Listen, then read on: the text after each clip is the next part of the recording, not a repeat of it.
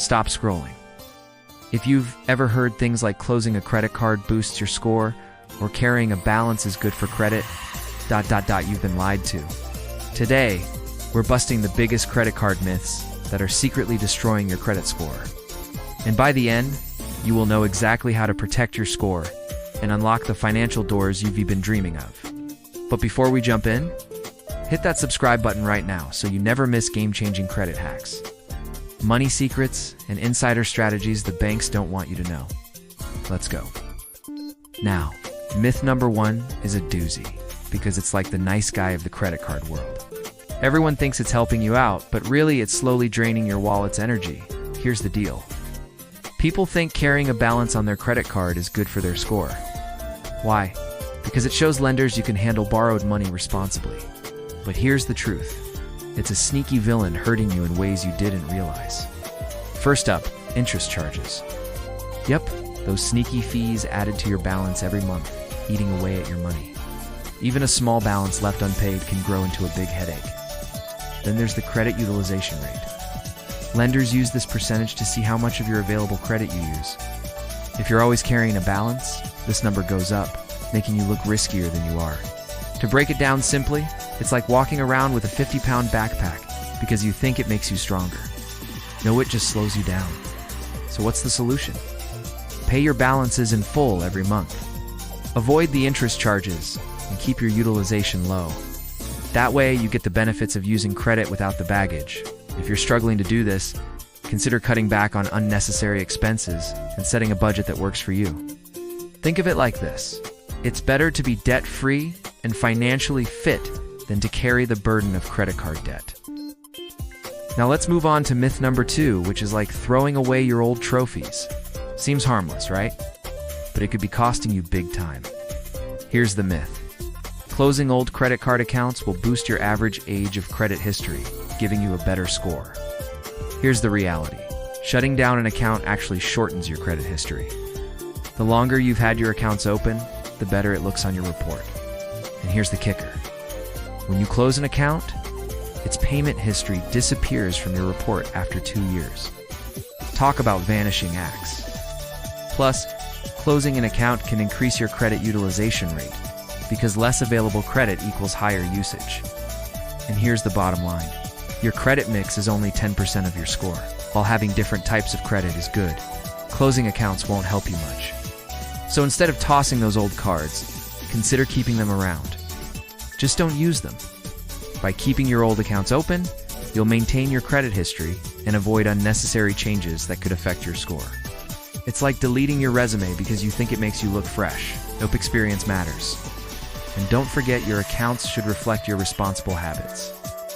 Myth number 3 is a big fat lie that has a lot of people scratching their heads. You've probably heard that checking your credit score hurts it. Some folks avoid checking for fear of damaging their score. But here's the scoop. Getting a credit score check doesn't hurt your score. There are 2 types of credit checks, hard and soft. Hard pulls, like when you apply for a new credit card or loan, they check your score and report and stay on your report for 2 years. Soft pulls, like those done by Credit Karma, Experian, or NerdWallet, don't impact your score and disappear after 30 days.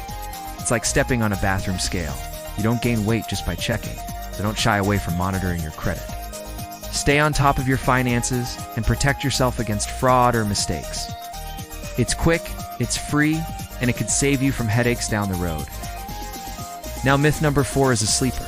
Most people think you need a bunch of money to have good credit, so they don't even bother trying. Here's the myth. You only need great credit if you want fancy stuff like a luxury credit card or a high-end apartment. The reality is, credit impacts way more than just your access to fancy perks. It affects all kinds of loans, from mortgages to auto loans, even apartments. Plus, it influences your chances of getting a job and even impacts insurance rates. Having a good credit score is like having a key that unlocks many doors in life. It's essential for financial freedom and can save you thousands over the years. Don't overlook its importance just because you don't plan to buy a luxury car today. Credit is like Wi-Fi. You may not think about it every day, but when it's gone, everything feels harder. Now, myth number 5 is like the tempting treat that's bad for you. We all know we shouldn't do it, but sometimes it seems like the easy way out. Here's the myth. paying the minimum balance on your credit card is okay. The reality is, paying the minimum balance is a credit killer. The minimum payment is the smallest amount due date on your credit card statement. And while it might seem harmless, it's a slippery slope. First up, interest charges. Credit cards come with high interest rates, and paying the minimum means you'll be charged interest for a longer time. That means more money spent on interest instead of paying down your balance. And here's the kicker. Minimum payments are designed to keep you in debt longer, benefiting the credit card companies. So instead of falling into the minimum payment trap, aim to pay more than the stated minimum. Consider using the snowball or avalanche method to pay off your cards strategically. If you're struggling, reach out to your card issuer and ask for a lower interest rate or hardship program. Trust me, it's better to tackle debt head-on than to let it pile up. Now, myth number 6 is where debit cards take center stage. Many people believe that using their debit card to buy things helps them establish credit, but that's not how it works. Here's the myth. Using your debit card helps you build credit. The reality is, using your debit card does not help you build credit. Here's why. When you swipe your debit card, you're spending your own money. That's not the same as borrowing money and then reporting it to credit bureaus, which is what credit cards do. For example, if you charge something on your credit card and don't pay it off, that amount shows up on your credit report. But debit transactions aren't reported to credit bureaus, so they don't factor into your credit score. It's like practicing basketball, but never playing in a real game. You'll never make the scoreboard. So what can you do? Instead, focus on getting a credit card and use it responsibly. Then pay it off in full each month. It's the best way to build credit. Or you can try a secured card or become an authorized user on someone else's account to start building your credit history. And now, for the grand finale, myth number 7. You've probably heard that having one credit card is enough, but here's the twist.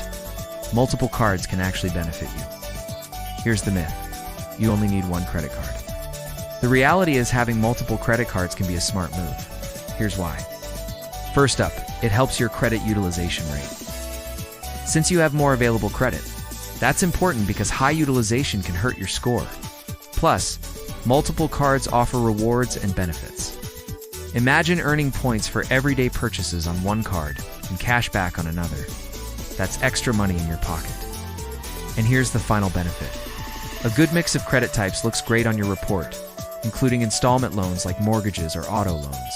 So don't be afraid to apply for another card or two, but use them wisely. Multiple cards don't mean unlimited spending. It's like having tools in a toolbox. Each card serves a purpose and helps you manage your finances better. So there you have it. 7 credit card myths that are quietly killing your credit score. If you fell for any of these, don't worry. Most people do. But now you're ahead of 90% of the world. And if you've got a myth you've heard, drop it in the comments. I might feature yours in the next video. This is your year to master money. Thanks for watching.